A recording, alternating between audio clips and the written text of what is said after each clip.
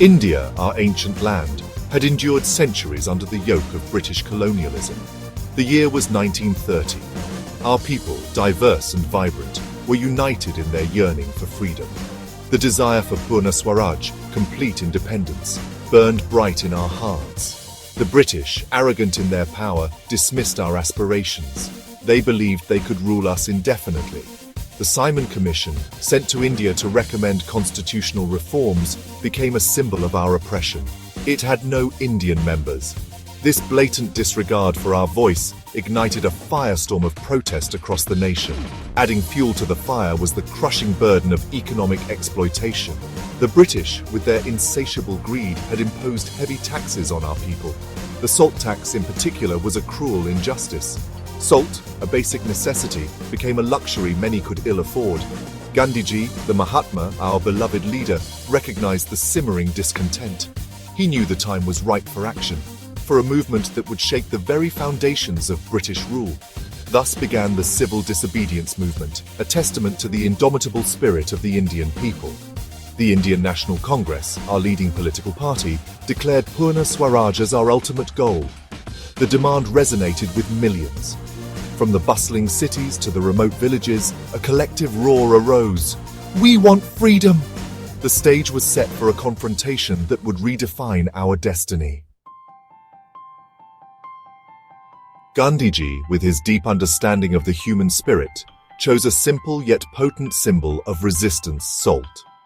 On March 12, 1930, he embarked on the historic Dandi March. Accompanied by a small group of followers, he walked 240 miles from Sabarmati Ashram to the coastal village of Dandi. Every step he took was a resounding message to the British. Our resolve was unshakable. The world watched in awe as Gandhiji, clad in simple khadi, defied the mighty British Empire. Upon reaching Dandi, he picked up a handful of salt, breaking the unjust salt law. This symbolic act of defiance ignited a nationwide movement.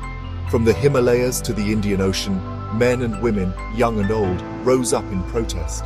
The boycott of British goods became widespread. Foreign cloth was burned, liquor shops were picketed, and taxes went unpaid. The British administration, caught off guard by the sheer magnitude of the movement, watched in dismay as their authority crumbled. The British response was swift and brutal. Gandhiji and other prominent leaders were arrested and imprisoned. Peaceful protesters were met with lathi charges and bullets. The air was thick with the stench of fear and oppression. But the spirit of our people remained unbroken. For every leader imprisoned, 1,000 more rose to take their place. The repression only strengthened our resolve.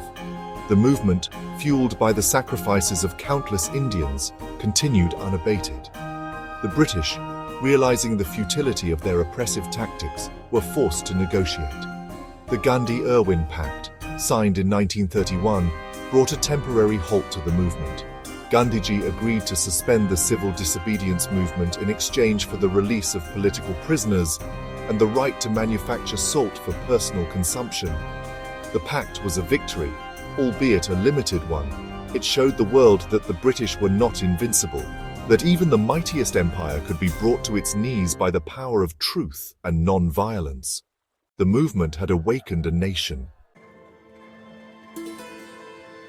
The Civil Disobedience Movement, though it did not achieve complete independence, left an indelible mark on our nation's psyche.